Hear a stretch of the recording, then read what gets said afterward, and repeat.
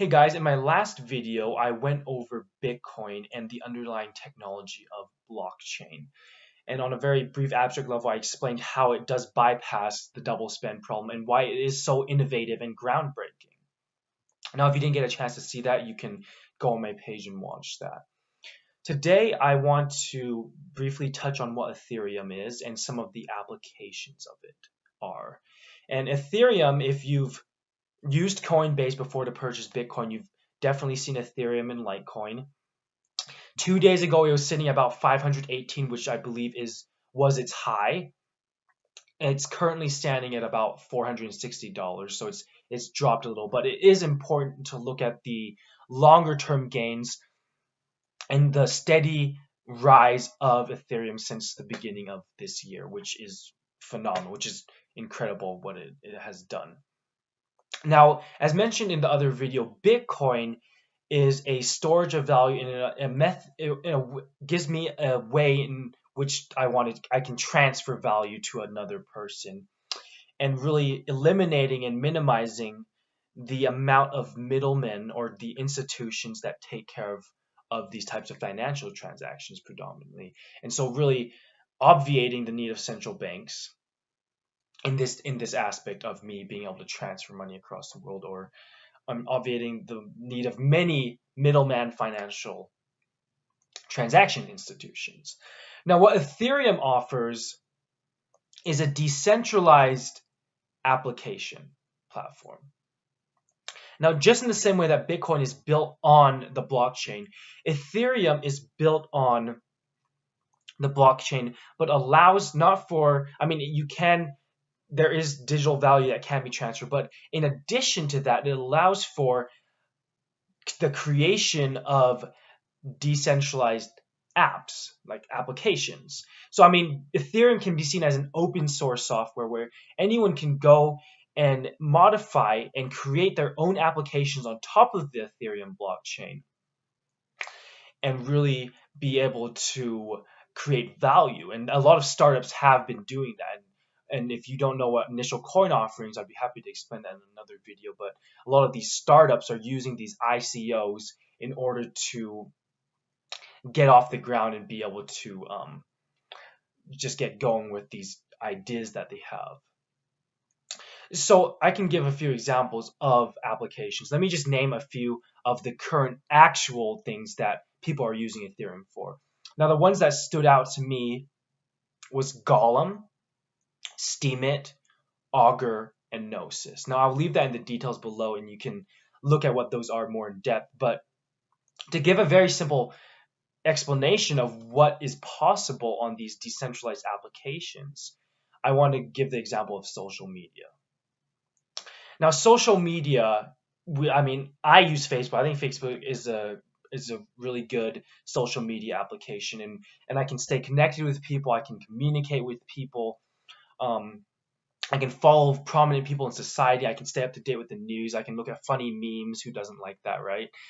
There's a lot of things that we can currently do with Facebook that's great, and it offers this central server type system where people that post on Facebook essentially owns that type of material, and they're able to connect all of these other users together, all coming back to this centralization idea.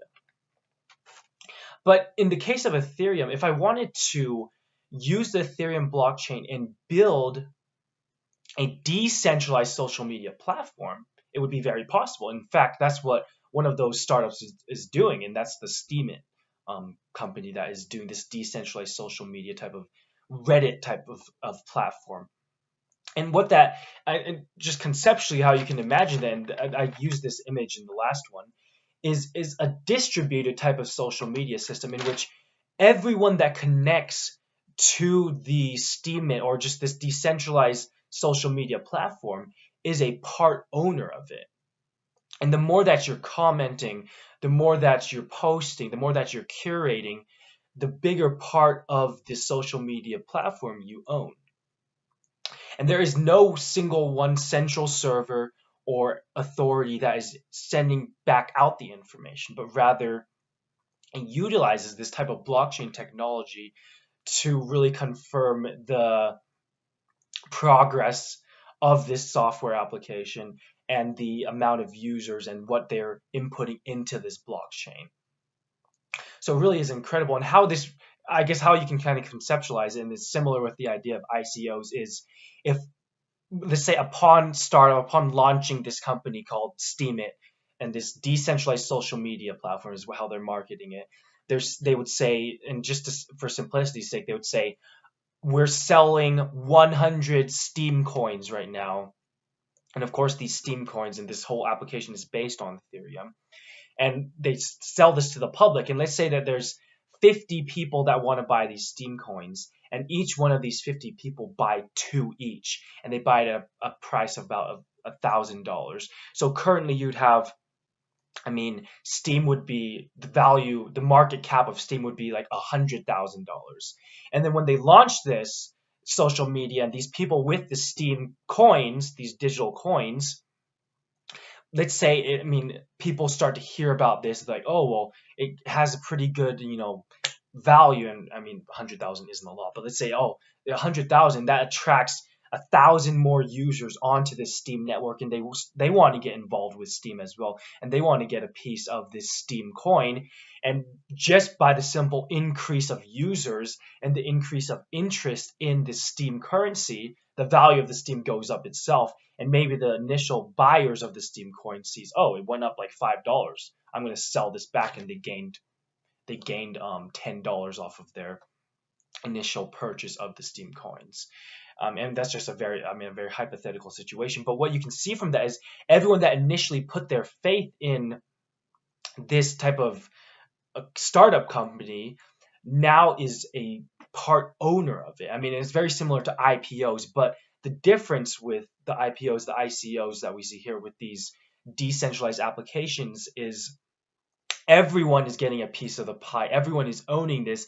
And for simply just posting and curating and this type of participation in a social media site, these people are part owners of this social media site. There's no single central authority that says, oh, we're going to tweak this, we're going to change this, but it really is dependent on what the users want. And they come to this consensus. If they want the social media to be run in this way, it is changed and it is mitigated through the users itself. So that is really the beauty of these types of decentralized application platforms.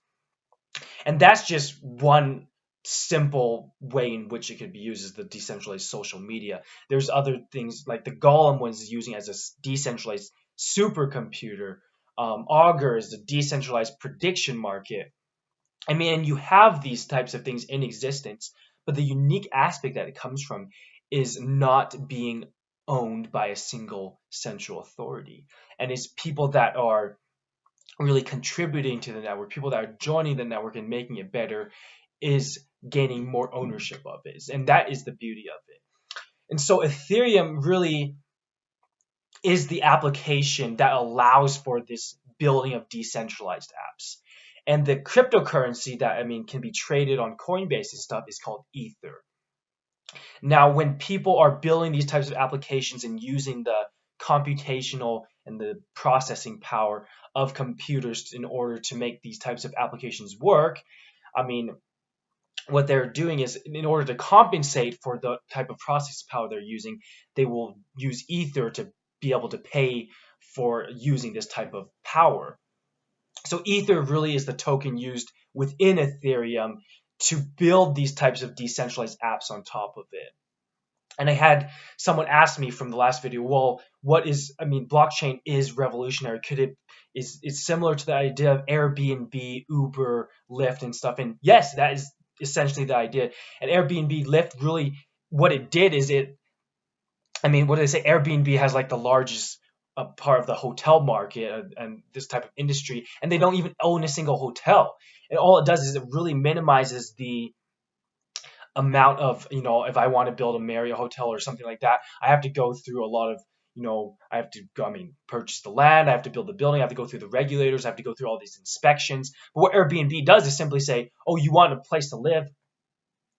Peer-to-peer interactions Airbnb is one in mitigating it, so you do kind of still have this middle man type thing, but it really limits and eliminates the amount of middlemen, and it makes for this great type of application. So blockchain is taking that a step further and really distributing and decentralizing this idea of social media, of money, of financial transactions, etc. There's just so many great things to it.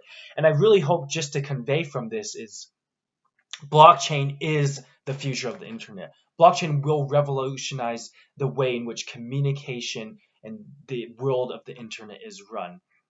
And I think that's really what we need to be excited about is Ethereum is gaining huge value because of the simple fact of it's allowing for the use of applications to be created, these decentralized applications. And the more that people are using these types of things and creating these applications, the more that they have to use Ether, the more the price of that will go up. So, there's a lot of skeptics on Bitcoin because it seems to be created out of thin air.